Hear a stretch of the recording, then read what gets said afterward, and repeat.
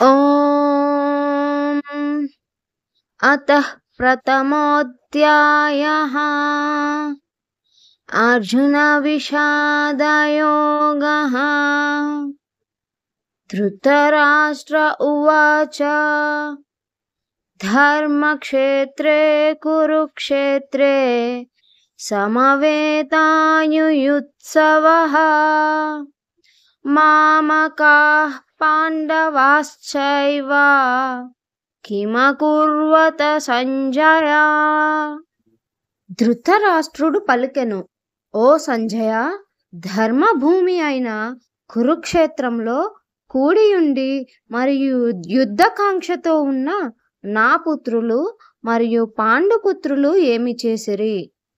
Dhritarashtra said, O Sanjay, after gathering on the holy field of Kurukshetra and desiring to fight, what did my sons and the sons of Pandu do?